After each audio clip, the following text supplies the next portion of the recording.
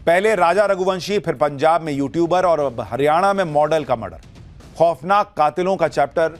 जैसे सोनम ने राजा को मारा, वैसे ही बॉयफ्रेंड ने मॉडल शीतल को खत्म कर दिया क्या? आज आप ये खबर सुनेंगे तो हैरान रह जाएंगे। इन दिनों देश के हर घर में जिस मुद्दे की चर्चा हो रही है वो रिश्ता है पति पत्नी का। वो रिश्ता जिसमें दोनों साथ साथ जीने मरने की कस्में खाते हैं, हर सुख दुख में साथ निभाने का वादा होता है। लेकिन भैया यहां तो अलग ही मामला चल रहा है। पति पत्नी और वो के चक्कर में खौफनाक मर्डर कांड हो रहे हैं। इंदौर के राजा रघुवंशी हत्याकांड ने पूरे हिंदुस्तान को हिलाकर रख दिया। राजा रघुवंशी की हत्या उस वक्त की गई जब वो अपनी नई नवेली दुल्हन के साथ हनीमून के लिए गया हुआ था और वहां पर उसका मर्डर कर दिया गया। सोनम से पूछताछ हो रही है, रोज नए खुलासे हो रहे हैं। लेकिन भाई इस तरह हत्याएं जो हो रही हैं उसकी संख्या बढ़ती जा रही है और सिर्फ पति पत्नी का मामला नहीं है। इस बीच हरियाणा में एक मॉडल की हत्या से सनसनी फैल गई है। इस मॉडल के बॉयफ्रेंड पर हत्या का आरोप लग रहा है। इससे पहले पंजाब में एक सोशल मीडिया इन्फ्लुएंसर का शव पार्किंग में खड़ी लावारिस कार से मिला था। आरोप है कि सोशल मीडिया इन्फ्लुएंसर को प्रमोशनल शूट के बहाने बुलाया गया और फिर गला दबाकर हत्या कर दी गई। आज पाठशाला में जरा इन कातिलों के बारे में आपको विस्तार से बताऊंगा। मर्डर करना तो ऐसा लग रहा है लोगों के लिए बाएं हाथ का खेल हो गया आज। लेकिन सबसे पहले बात हरियाणा में 23 साल के मॉडल शीतल के मर्डर की। इस मर्डर मिस्ट्री में लव स्टोरी का एंगल भी आ रहा है। शीतल का शव सोनीपत के पास एक नहर में बहता हुआ मिला।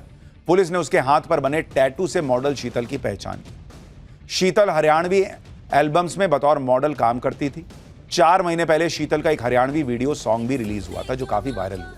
इसी गाने ने शीतल को हरियाणा की म्यूजिक इंडस्ट्री में अलग पहचान दिलाई। लेकिन पुलिस के मुताबिक हरियाणा के पानीपत की रहने वाली शीतल 14 जून को एल्बम की शूटिंग के लिए सोनीपत पहुंची थी। जब शीतल वापस नहीं लौटी तो उसके परिवार वालों ने गुमशुदगी की रिपोर्ट दर्ज करवाई। रिपोर्ट दर्ज होने के बाद पुलिस ने शीतल की तलाश शुरू की और आज सुबह शीतल का शव सोनीपत के पास एक नहर में बहता हुआ मिला। मॉडल शीतल की हत्या का शक उसके बॉयफ्रेंड पर है, क्योंकि शीतल जिस बहन के साथ पानीपत में रहती थी उसने दावा किया कि 14 जून की रात को शीतल ने उसे व्हाट्सएप पर वीडियो कॉल किया था और बताया था कि उसकी शूटिंग खत्म हो गई है और वो काम खत्म करके निकल रही है। आगे शीतल ने अपनी बहन को बताया था कि उसका बॉयफ्रेंड सुनील भी यहां पहुंच गया है और उसके साथ मारपीट कर रहा है। शीतल ने अपनी गर्दन पर हमला किए जाने की भी बात कही और कहा कि उसका बॉयफ्रेंड जबरन साथ चलने के लिए कह रहा है। शीतल की बहन नेहा का दावा है कि उसके बाद वीडियो कॉल कट गई और शीतल का मोबाइल फोन भी बंद हो गया। पुलिस ने भी शीतल के शव पर चोट के निशान मिलने की बात मानी। सुनिए पुलिस क्या बता रही है। अब ये पता लगा है इसमें कि ये इसी गाड़ी में ये लड़की थी, ये लड़का इसको लेके गया हुआ था। इसी ने इसका हो सकता है इसने हत्या की हो, क्योंकि उसको चोटें हैं तो हत्या की संभावना से इनकार नहीं किया जा सकता। अभी पोस्टमार्टम करवा रहे हैं, वो खरखोदों में डेड बॉडी बरामद हुई, वहाँ पर उसका पोस्टमार्टम होगा। उसके बाद पोस्टमार्टम की रिपोर्ट आएगी तो इस गाड़ी से इस मामले को जोड़कर देखा जा रहा है, क्योंकि शिकायतकर्ता जो था उन्होंने भी यही बातें बताई हैं। मॉडल शीतल के बॉयफ्रेंड पर हत्या का शक इसलिए भी गहरा रहा है क्योंकि पुलिस का दावा है कि सोनीपत में मॉडल शीतल को आखिरी बार सुनील की कार में ही देखा गया और जिस नहर से शीतल का शव मिला उसी नहर से उसके बॉयफ्रेंड सुनील की कार भी मिली है। ऐसे में पुलिस को शक है कि आरोपी बॉयफ्रेंड शीतल को गाड़ी में छोड़कर भाग गया होगा। मॉडल शीतल की बहन के मुताबिक करीब 6 महीने पहले शीतल की सुनील के साथ दोस्ती हुई थी। मॉडल बनने से पहले शीतल सुनील के होटल में काम करती थी। होटल में काम करने के दौरान ही शीतल ने मॉडलिंग और एल्बम में काम करना शुरू किया।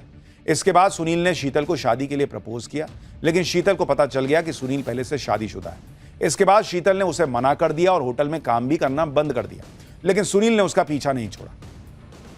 और जब सुनील को यह पता चला कि शीतल शूटिंग के लिए सोनीपत आई है तो वो उससे मिलने पहुंच गया और फिर पुलिस को शीतल की लाश मिली। इस घटना के बाद सुनील भी सोनीपत के एक अस्पताल में भर्ती है।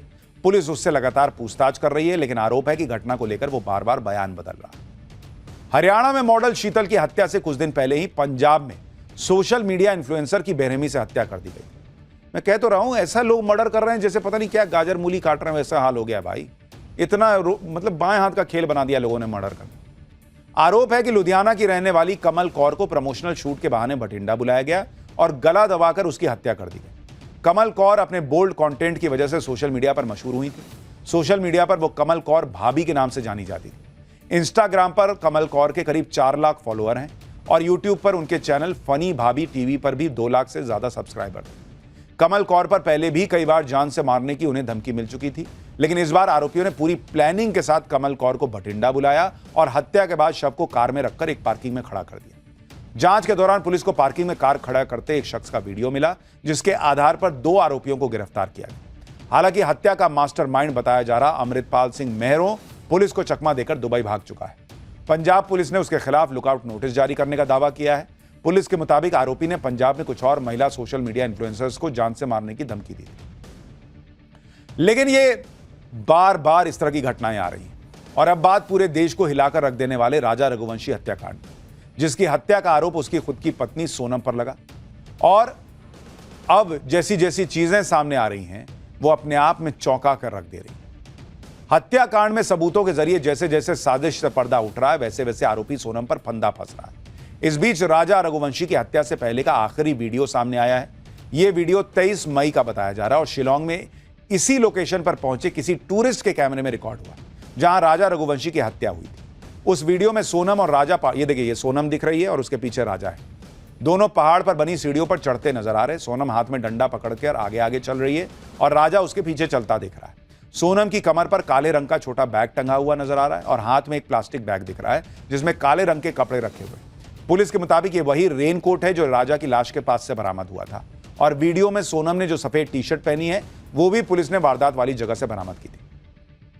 यह वीडियो सुबह 9:45 बजे का बताया जा रहा है और इसके करीब 4 घंटे बाद राजा रघुवंशी की हत्या हो गई। मेघालय पुलिस ने आज वो हथियार भी बरामद कर लिया है जिसका इस्तेमाल राजा रघुवंशी की हत्या में किया गया था। ये वो हथियार है। पाठशाला में हमने आपको इस वारदात के बारे में जब बताया था तो हथियार का इस्तेमाल हुआ था, किस तरह के हथियार का इस्तेमाल हुआ था, इसके बारे में भी बताया था। यह हथियार बिल्कुल उसी तरह का है। पुलिस ने भी बताया कि इस हथियार को दाव कहा जाता है, जिसे आरोपियों ने गुवाहाटी रेलवे स्टेशन के पास से खरीदा। पुलिस के मुताबिक आरोपी विशाल ने इस हथियार से राजा रघुवंशी पर पहला वार किया था। पहला वार होने के बाद राजा ने खुद को बचाने की कोशिश भी की थी और इसी वजह से आकाश की शर्ट पर खून भी लग गया था। पुलिस ने हत्या में इस्तेमाल हथियार को फॉरेंसिक जांच के लिए भेज दिया है। जांच में अगर आरोपी आकाश के कपड़ों में लगा खून हथियार पर मिले खून से मैच होता है तो उसके वारदात वाली जगह पर मौजूद होने की पुष्टि हो जाएगी, जो पुलिस के लिए इस केस में बड़ी कामयाबी होगी। और अभी तक तो हम प्लेन क्रैश के बारे में सुन रहे थे, विमानों की इमरजेंसी लैंडिंग के बारे में सुन रहे थे, लेकिन पता नहीं कैसा टाइम चल रहा है, अब हेलीकॉप्टर भी क्रैश हो रहे हैं। अहमदाबाद प्लेन क्रैश के 3 दिन बाद केदारनाथ में भी एक भीषण हेलीकॉप्टर क्रैश हो गया। 15 जून की सुबह करीब 5:30 बजे एक हेलीकॉप्टर केदारनाथ धाम से श्रद्धालुओं को लेकर गुप्तकाशी की तरफ उड़ा और गौरी कुंड के पास घने जंगलों में क्रैश हो गया। इसमें पायलट समेत 7 लोगों की मौत हो गई। यह हेलीकॉप्टर आर्यन एविएशन कंपनी का था और इस हादसे की वजह खराब मौसम को माना जा रहा है। कहा जा रहा है कि जिस वक्त हेलीकॉप्टर ने उड़ान भरी उस वक्त घना कोहरा था और विजिबिलिटी लगभग 0 थी। इस घटना के बाद 4 धाम यात्रा के लिए हेलीकॉप्टर सेवाओं पर रोक लगा दी गई, लेकिन केदार घाटी में पहली बार हेलीकॉप्टर क्रैश नहीं हुआ है। अभी इसी 7 जून को रुद्रप्रयाग में हाईवे पर हेलीकॉप्टर को आपातकालीन लैंडिंग करनी पड़ी। श्रद्धालुओं को लेकर जा रहा हेलीकॉप्टर सड़क के बीचों बीच उतारना पड़ा था, जिसकी तस्वीरें अभी आप देख रहे हैं। उसके नीचे कार भी दब गई थी। 17 मई को भी केदारनाथ जा रही एम्स ऋषिकेश की हेली एम्बुलेंस की क्रैश लैंडिंग हुई और उसकी टेल टूट गई थी। ये उसकी तस्वीर। 2025 में 4 धाम यात्रा की शुरुआत से लेकर 47 दिनों में 2 हेलीकॉप्टर क्रैश हो चुके हैं, 13 लोगों की मौत हो चुकी है और 3 हेलीकॉप्टर्स की इमरजेंसी लैंडिंग करानी पड़ी है। पिछले 14 सालों में केदार घाटी में 13 बार हेलीकॉप्टर क्रैश हुए हैं, जिसमें अब तक 41 लोगों की जान गई। सवाल यह भी है कि आखिर क्या वजह है कि केदारनाथ घाटी में हेलीकॉप्टर क्रैश होते हैं या उसकी इमरजेंसी लैंडिंग करवाई जाती है। इसके बारे में रिटायर्ड पायलट्स बताते हैं कि तीर्थयात्रियों की उड़ानों में भारी इजाफा हुआ है, लेकिन हेलीकॉप्टर उड़ानों को मैनेज करने के लिए कोई एयर ट्रैफिक कंट्रोल नेटवर्क नहीं है। गौरी कुंड से केदारनाथ तक घाटी बहुत संकरी है, इसमें हेलीकॉप्टर उड़ाना अपने आप में बहुत कठिन है। केदार घाटी में कोई आपातकालीन लैंडिंग साइट्स भी नहीं है। इन रूट पर पायलट्स को उड़ान के दौरान कोई मार्ग जानकारी नहीं दी जाती। केदार घाटी में 9 हेलीपैड से दिन भर में करीब 250 उड़ान भरी जाती है, यानी हर 6 मिनट में एक उड़ान। कमाई की रेस में अक्सर हेलीकॉप्टर कंपनियां सेफ्टी से समझौता करती हैं, यह आरोप भी लग रहा है।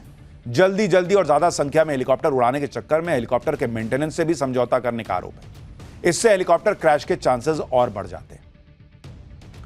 लेकिन जो चल रहा है वो रुकना चाहिए और इसलिए अभी वहां पर हेलीकॉप्टर सेवा रोक दी गई।